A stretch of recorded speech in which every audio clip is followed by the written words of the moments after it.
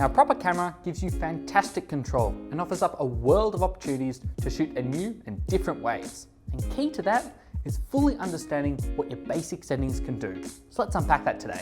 G'day, I'm Ferg, getting you Teducated with Ted's cameras, and don't forget to subscribe to stay up to date with the experts.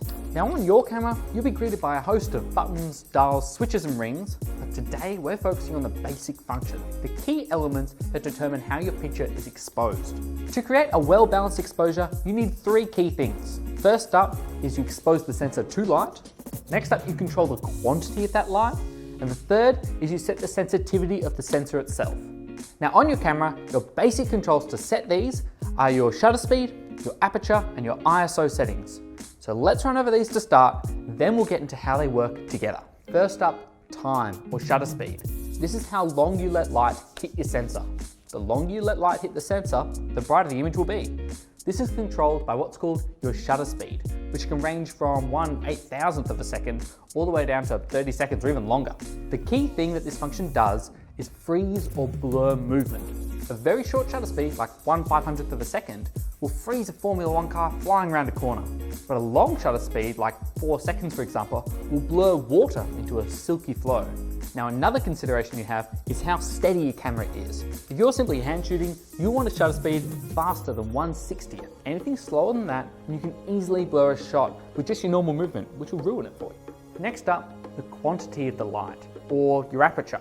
This is the amount of light hitting the sensor and is controlled by your lens. It's exactly the same as your pupil and how it increases when it's dark to let more light in, then contracts down when it's brighter to protect your eyes. Now you hear terms like a fast or a slow lens.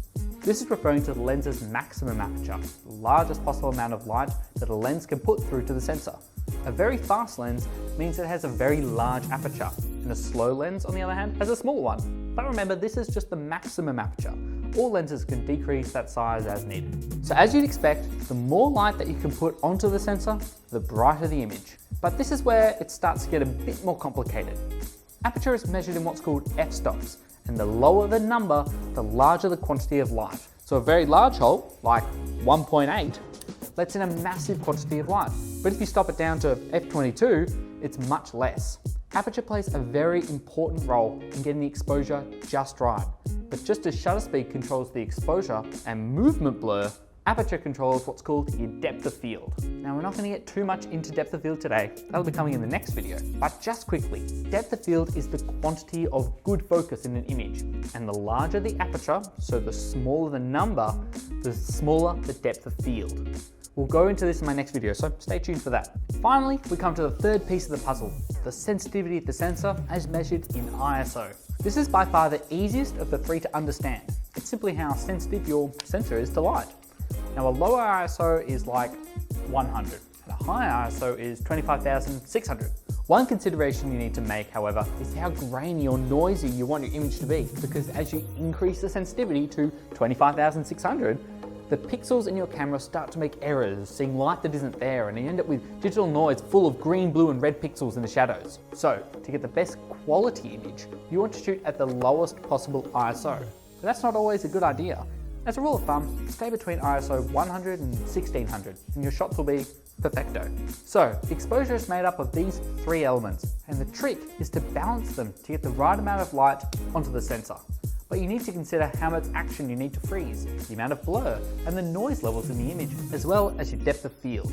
So get out there, have a play, lock in 2 numbers and play with the third. You'll soon get a feel for how one number can change the rest, and it'll become second nature. That's about it for me, folks, but for more tips and tricks, head over to teds.com.au.